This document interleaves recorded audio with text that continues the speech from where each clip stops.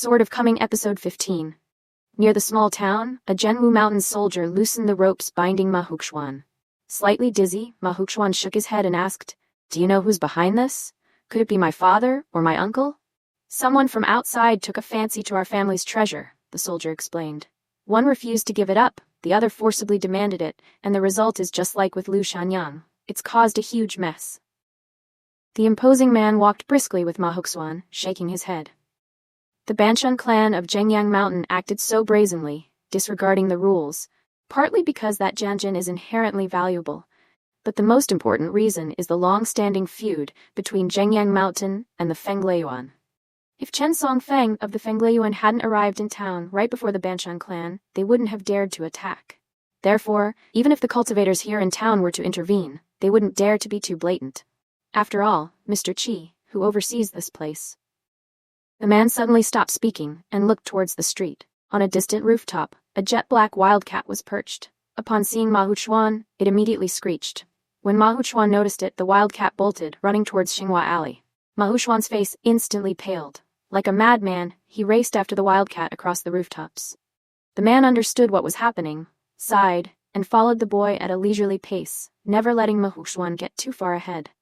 Ma Huxuan ran all the way back to the extremely familiar alley. When he saw the courtyard gate wide open, the audacious boy stopped outside, unable to cross the threshold. The boy knew that their courtyard gate was almost never left open for so long, all year round. Because his grandmother always said, "Xinghua Alley has the most good-for-nothings, and poor people are always short-sighted and weak. Our family is easy to envy, so we must always remember to keep the gate tightly closed, otherwise thieves will take notice." Ma Huxuan entered the courtyard with red eyes. The main house door was also open. Ma Huxuan saw a familiar frail figure collapsed on the ground. The black cat squatted on the threshold, crying out a terrifying sound. "Don't go over there." The imposing man placed his hand on the boy's shoulder, advising, "Things have come to this. Steady yourself. Compose yourself." Ma Huxuan fought back tears, taking deep breaths, slowing his pace. He softly called out, "Grandma." The soldier quickly stepped to the old woman's side and placed 2 fingers under her nose, sighing, "She's gone." The black cat, frightened, darted into the house and vanished. The imposing man pondered for a moment, then looked up and said to Ma Huxuan, standing outside the door, "Stop. You have an extremely strong yang energy. One step closer, and even if your grandmother's soul lingers in the house, you'll cause it to vanish completely." The boy's dark face crumpled, but he somehow managed to stifle any sobs. The man, resolute, grasped the tiger talisman at his waist and declared, "Mr. Qi, this matter cannot be taken lightly. You have your rules, and I have my reasons. I hope you will not interfere in this matter." After saying this, the man's aura transformed completely. His clothes billowed, his hair flowed. He chanted a series of obscure incantations, concluding with 5 words, "Zhenwu Mountain requests Ma Huxuan."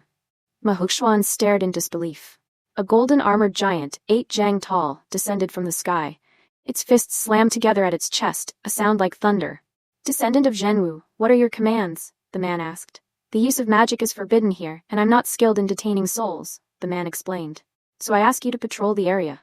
If you find this old woman's wandering soul, gather it. Remember, do not harm it." The golden armored giant was silent for a moment, then it nodded. "By your command." The golden light dissipated. The divine general vanished. In a building within Yazhou, Longwei County, Chen Songfeng, a disciple of the Chen clan, was poring over archives in a spacious room. Beside his feet sat a vermilion lacquered wooden chest filled with yellowed ancient books. Chen Dui, a woman, picked a book from the chest and stood by the window, slowly flipping through the pages. The old archivist of Yazhou sat in a chair, sipping tea. Liu Baqiao, a cultivator from Fengleiyuan, sat opposite him, exchanging pleasantries. The sharp-minded old archivist said, "It's quite a coincidence.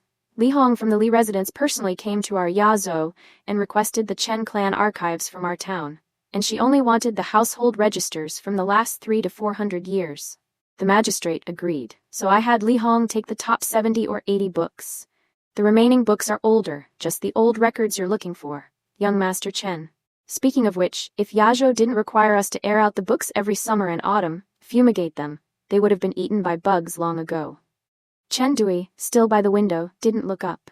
She calmly asked, "I heard that everyone surnamed Chen in town has become servants and maids for the 4 great families of Fulu Street. Some of the Chens have even become houseborn slaves for these wealthy families. They kowtow and kneel for generations, and then act arrogant towards the ordinary townspeople. The old archivist was a bit embarrassed. This woman kept referring to the 4 great families or wealthy families. But the true 1,000-year-old clan, the eldest grandson of the Chen clan of Donghua County, was sitting right there, quietly examining the archives. And this woman, also surnamed Chen, seemed so at ease. So her true identity, her noble lineage. The wily old archivist knew it instinctively.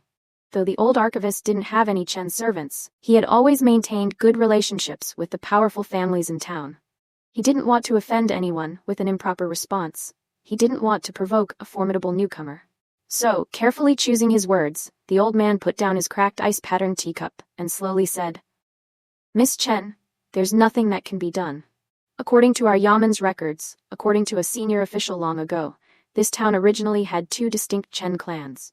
One moved out long ago. They have no descendants left here. I've only vaguely heard that when that clan left town, they specifically appointed caretakers for their ancestral graves.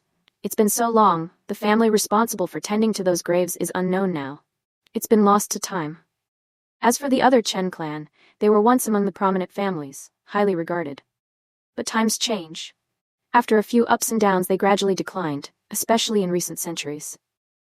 As you said, Miss Chen, each generation is indeed worse than the last. There are no independent Chen families left now. No, wait, I remember now. There's actually one lone seedling left. He's probably the only one among all the Chens in town who hasn't attached himself to the 4 great families. That boy's father, a skilled craftsman, and was even commended by the previous 2 stove gods. That's why I remember him clearly. But he died young.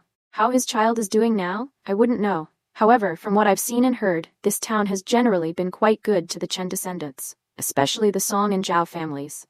Their head stewards are both surnamed Chen. In name, they are master and servant, but in reality, they're practically family." Having said all this, the old archivist picked up his teacup and took a sip. Chen Dui smiled and nodded. Steward Shui is a wise man. No wonder the Yamen runs so smoothly. The old archivist beamed. "You flatter me, Miss Chen. People like us only know our own small skills, so we can only do our best. Just a life of toil, nothing more." Chen Dui simply smiled. She turned her gaze to Chen Songfeng, who sat stiffly. She said coldly, "If all else fails, just turn the chest upside down and start from the very bottom. Didn't you hear what the steward just said? For 1,000 years the archives only pertain to the other Chen clan. If I'm not mistaken, this Chen clan in town shares the same ancestor as your Donghua County Chen clan. So why bother flipping through all these genealogies? From beginning to end, all those names are just servants and maids. Is this amusing? Is it fun?" Fine beads of sweat appeared on Chen Songfeng's forehead. His lips were pale. He dared not utter a word in response. He quickly rose from his chair and bent down to rummage through the chest. The old archivist immediately straightened up, no longer the relaxed, leisurely figure from before. Liu Baqiao couldn't stand it any longer. Chen Songfeng might be meek, but he was still the future head of the Donghua County Chen clan. Regardless of Chen Dui's background, whether they were related or not, she should at least show him some respect. So Liu Baqiao declared, "Chen Dui, I'm not blind. I can see Chen Songfeng is trying to help you. Even if you don't appreciate it, don't be so rude. Even the emperor has poor relatives. Is anyone an exception? Fine, even if someone is an exception, does that give them the right to look down on others?" Blunt and straightforward, this was Liu Baqiao's true nature. Chen Songfeng's face was bitter. The old archivist lowered his head to sip his tea, seeing nothing, hearing nothing. Chen Dui paused, then smiled. "You're right." Now it was Liu Baqiao's turn to be uncomfortable. Chen Dui placed the book on the table and decided to go out for some air. The archivist, of course, tried to be a good host, but the woman politely declined. Chen Dui left the side room and stood in the corridor, looking out. Outside the main hall of Yashou was a large square. A pailu faced the main gate. It bore a single large character, the ancient form of Yue, meaning moon or month, autumn above, month below. This wasn't unusual. Every dynasty and kingdom would designate 5 sacred mountains within their territory: east, south, west, north, and center. The mountain gates would bear 2 characters inscribed by the founding emperor. These characters would always be written in the ancient style. Later scholars and cultivators offered hundreds of explanations for this. As for the true reason, it had probably been lost to the dust of history. Chen Dui saw 2 figures, one tall and one short, sitting on the white stone steps of the pailu, whispering. She hesitated, then slowly approached. To avoid appearing to eavesdrop, Chen Dui coughed softly as she walked up the steps behind them. But the two were so engrossed in their conversation, one listened intently. They seemed completely oblivious to Chen Dui's presence. Chen Dui didn't mind. She sat down at the far end of the steps. Although she sat casually, her posture exuded an air of composure.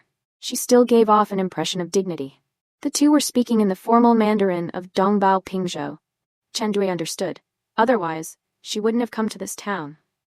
However, she had a distinctive accent, so she had been mostly silent during her journey with Chen Songfeng and Liu Baqiao. Of course, the main reason she didn't want to talk was that she felt she had nothing in common with Chen Songfeng and Liu Baqiao. She didn't want to bother. Liu Baqiao appeared frivolous, but deep down, he was dedicated to his seemingly interesting yet tedious work. Chen Songfeng was focused on restoring his family's honor. He seemed simple, but he was a deep thinker. These two, supposedly the top talents of Dongbao Pingzhou, were not her kind of people. They were not on the same path. Those who have different paths cannot make plans together. That's how it was. The young boy glanced at the woman who was about 10 years older than him. He wasn't impressed. Chen Dui sat quietly, showing no signs of speaking. Earlier, she had briefly noticed that the little girl was holding a glistening emerald green gourd. Chen Dui's experienced eyes could tell it was no ordinary object.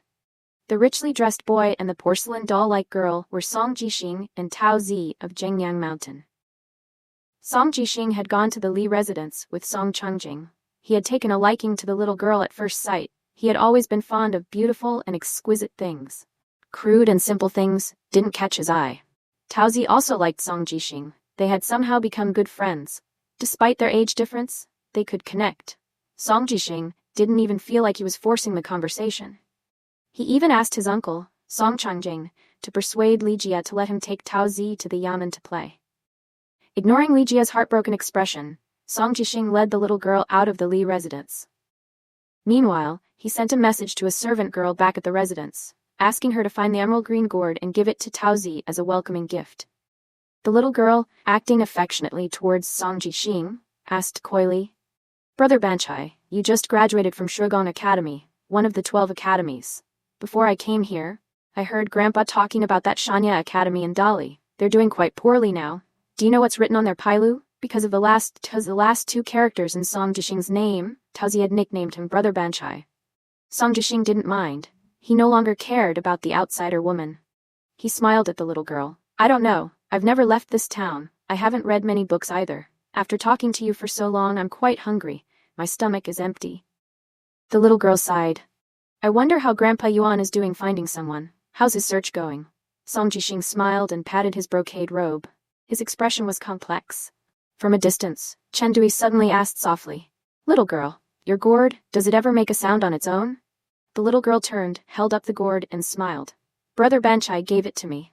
Not answering the question, Chen Dui just smiled. Song Jixing casually said, "It hums during thunderstorms, it buzzes." Chen Dui nodded. "It really is a Yungjin gourd." Song Jixing looked puzzled. "Zhengyang Mountain," the little girl eagerly said. I know. We have 3 Yungjin gourds at home. My grandpa has one. It's grayish and dull, ugly as can be. Grandpa Liu from Taibai Peak has the cutest one. It's tiny, just the size of a palm, and swoosh swoosh swoosh, it shoots out dozens of little flying swords. Sister Sue's is medium-sized, purple and gold. But Sister Sue doesn't like to take it out. I begged her many times before she let me touch it. And she quickly put it away. Chen Dui explained. "Little girl, you shouldn't blame your Sister Sue. A purple gold Yangjian gourd is extremely rare. It's one of the top 3. Probably in all of Dongbao Pingzhou, she's the only one who has one. And although purple gold gourds are excellent for nurturing swords, they have a drawback. They're brittle. They can easily be broken. They're fragile." Tao Zi hugged her emerald gourd. "What about mine?" Chen Dui smiled. "Yours is also very precious." The little girl tugged at Song Jixing's sleeve. "Brother Banchai, are you going to take it back?" Song Jixing patted the little girl's head with a doting look. He laughed. "Not only this little gourd, but even if I had others, I'd give them all to you." Chen Dui recalled a story. Legend has it that once at an auction held by the Treasure Pavilion, the final item was a never-before-seen Yangjian gourd vine. It had 6 small gourds on it. They said it was a seedling planted by the Tao ancestor himself before he ascended. It took thousands of years just to mature, thousands of years to bear fruit. Those little gourds were all different sizes, different colors, truly magical. Song Jixing sighed. "The world is full of wonders." So many strange things. At the edge of the wilderness, a flying sword hovered obediently in the air, like a well-behaved young lady in the presence of her elders. It lowered its head, respectfully. It stood still and obedient. Beside the flying sword stood a travel-worn middle-aged Confucian scholar. His temples were even whiter than before. If Zhao Zhou and Song Jixing were present, they would notice that in just 10 days, the learned gentleman's hair had grayed considerably. The flying sword pointed towards a silent member of the Banshan clan of Zhengyang Mountain, who radiated a volatile aura, ready to fight to the death at any moment. The Banshan clan member finally lost his patience. He demanded, "Why could that Zhenwu Mountain fellow go in but I can't? Mr. Qi, aren't you being too biased?" This direct confrontation was extremely impolite, but the Banshan clan member didn't seem to care. Zhenwu Mountain may be the sacred ground of military cultivators in Dongbao Pingzhou, but they're a disorganized bunch. Their sense of sect loyalty is weak. Those powerful cultivators are mostly just affiliated with Zhenwu Mountain in name only. And Zhenwu Mountain's rules are notoriously broad and vague. They have little binding power. How can they have any unifying force? The exhausted Qi Jingchen first addressed the flying sword. "Go. Your master is all ready." He ignored the flying sword as it shot away. The flying sword jumped playfully, turned and zipped away. The Banshan clan member, believing he had figured things out, became even angrier. "That girl is indeed your chosen junior, Mr. Qi. If you were interested in the Liu family's sword, you could have just told me. As long as it doesn't fall into Feng Leiyuan's hands, or go to your unnamed disciple, I don't care. But you're being so meticulous. Why? Trying to play both sides? You, Qi Jingchen, secretly reap the benefits, while Zhengyang Mountain bears the brunt of the blame? We take the fall?" If his earlier accusations were spoken in anger, hence the harsh words, Ban Zhenyuan's next words were utterly insulting, clearly meant to provoke. Qi Jingchen's face remained unchanged. He calmly said, "As the Confucian scholar responsible for overseeing this land's feng shui for 60 years, I should explain a few things. First, I have no connection to that girl. I simply saw her remarkable talent. The Chichong Do Niu plaque contains a portion of Pingzhou's Zhan Dao energy. When the girl stood beneath the plaque, the 4 characters resonated with her. Unfortunately, her sword's material couldn't contain the energy. So I took 2 of the characters and placed them into her sword. That's the extent of my relationship with her. It's not what you suspect. She's not my secret disciple." Qi Jingchen chuckled self-deprecatingly. "If I were truly willing to steal for myself, to hoard things as the head of the family, no one would ever notice. It's just a sword scripture. Would I, Qi Jingchen, scheme for 60 years just to steal it?" Banshan Yuan, as a high-ranking member of Zhengyang Mountain, had seen countless conspiracies and schemes. He knew the cunning methods of many seemingly righteous cultivators and immortals. He wouldn't easily believe the Confucian scholar's words. However, his tone was much calmer now. He just sneered. "Oh, so I've wrongly accused a gentleman?" Qi Jingchen glanced at Banshan Yuan. "The reason I stopped you but let the Zhenwu Mountain man pass is simple. Many people joke that Zhenwu Mountain has 2 truths, true gentlemen and true villains. Therefore, I can believe what that military cultivator told me. I can trust his words. But you are different. You severely injured Liu Shanyang, ruining his future, yet you spared his life to prevent me from expelling you too soon. You?" At this point, Qi Jingchen smiled. "I almost forgot, you're not human." Banshan Yuan's eyes narrowed. His knuckles cracked as he clenched his fists. If it were his sworn enemy, Feng Leiyuan, or some cultivator who despised Zhengyang Mountain, taunting him, calling him not human, the 1,000-year-old Banshan Yuan wouldn't have cared. But when this middle-aged Confucian scholar said it in such a calm and gentle tone, Banshan Yuan felt deeply insulted. Oblivious to Banshan Yuan's anger, Qi Jingchen continued, "I stopped you for Zhengyang Mountain's sake. That girl almost summoned her true form. You, from Zhengyang Mountain, having dealt with sword energy for 1,000 years, couldn't you sense that pressure? The little girl was just making a last-ditch effort. That little bit of magic, you'd dare to use it to scare people?" Old Yuan laughed heartily. He pretended to suddenly understand.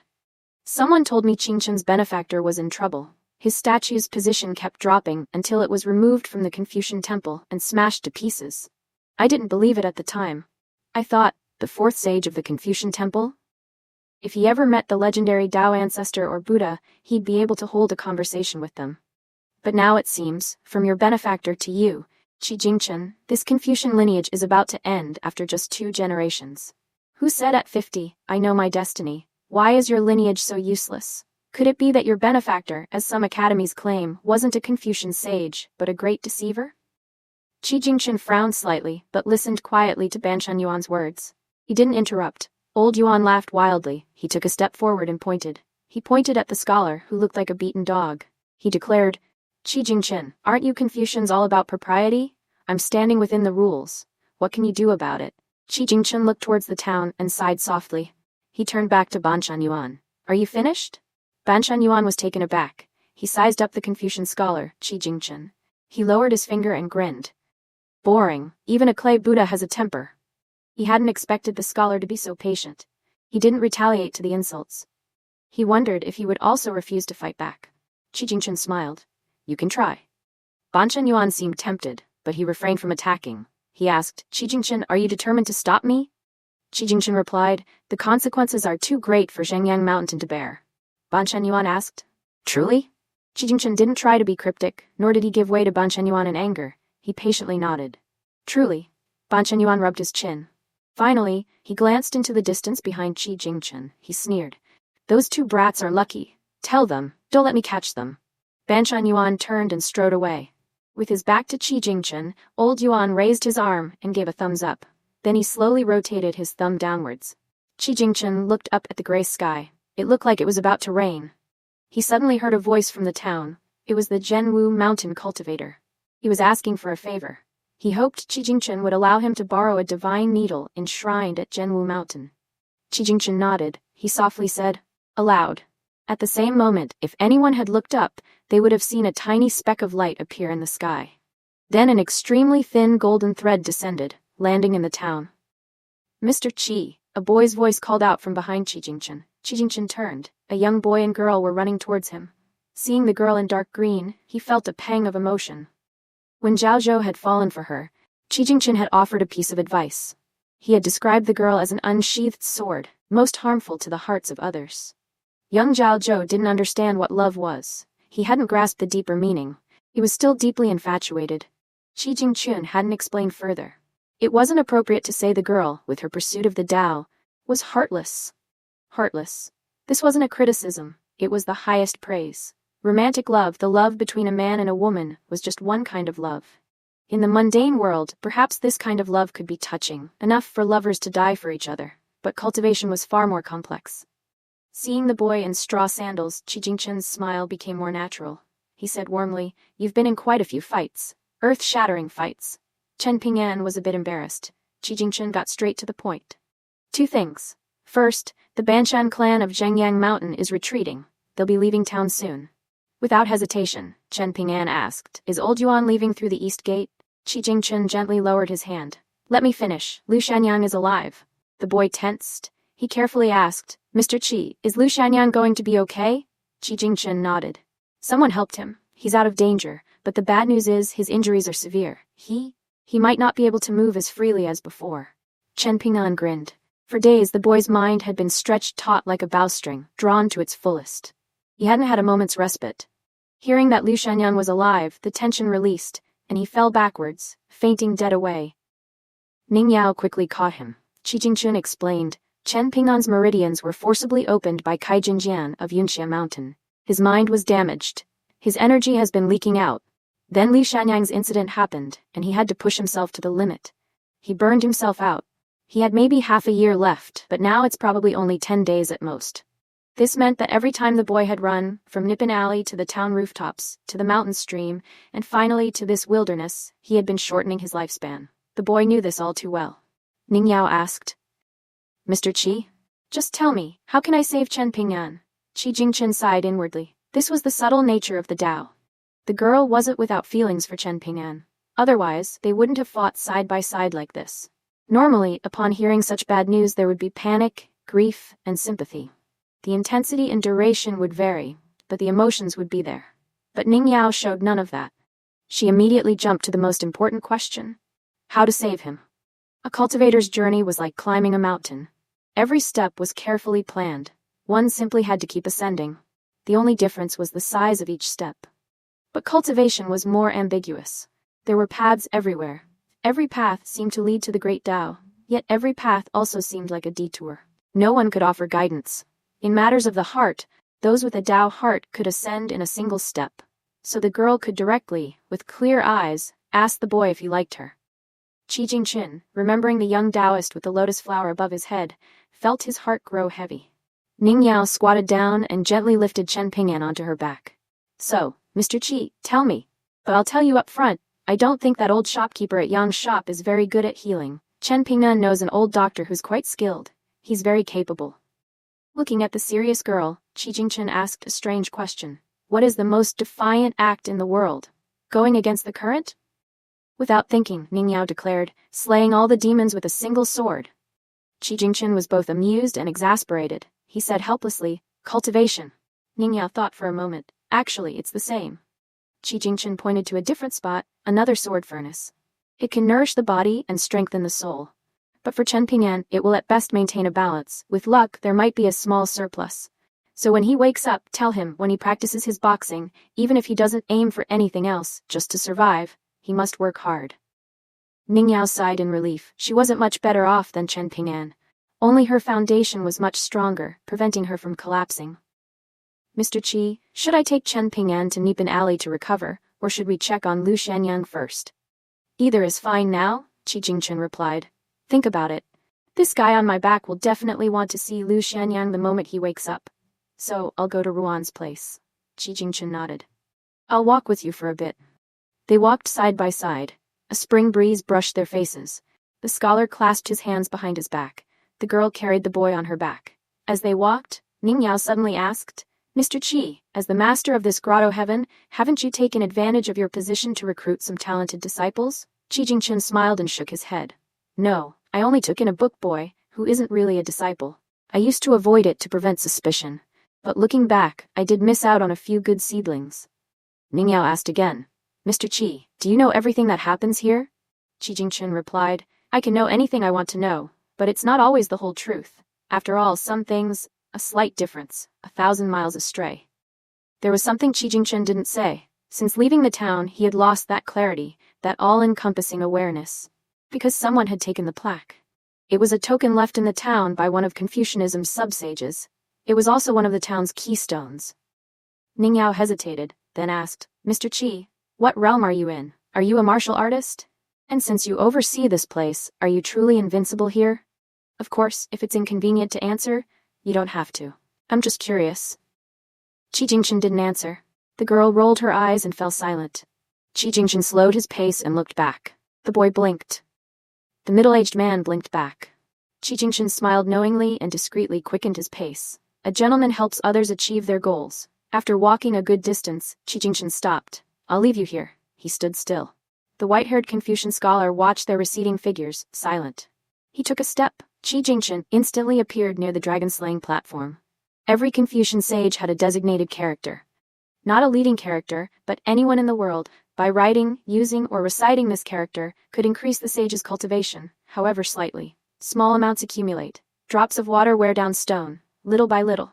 Drop by drop. Qi Jingqun was an exception. He didn't have just one character, but two, both with profound meanings and profound implications. Jing Jing, Xin Dei Chun. Quiet heart, content spring. Tian Xia Ying Chun, world welcomes spring. That's why he had been relegated to this small world, completely isolated from the outside world. Although Qi Jingqun was just one of the mountain masters of the 72 academies, he couldn't be treated lightly. This seemingly meek scholar, who had endured Ban Shan Yuan's repeated provocations without reacting, closed his eyes. He visualized the third stroke of the character, mirror. Then he extended 2 fingers and swiped downwards in the air. The indestructible, dragon-slaying platform was instantly split in 2. With a flick of his sleeve, the 2 large stones landed, one at Ruan's blacksmith shop, the other at a small house in Nipin Alley. Having done this, Qi Jingqun fell into thought. Like a go-master contemplating a difficult move.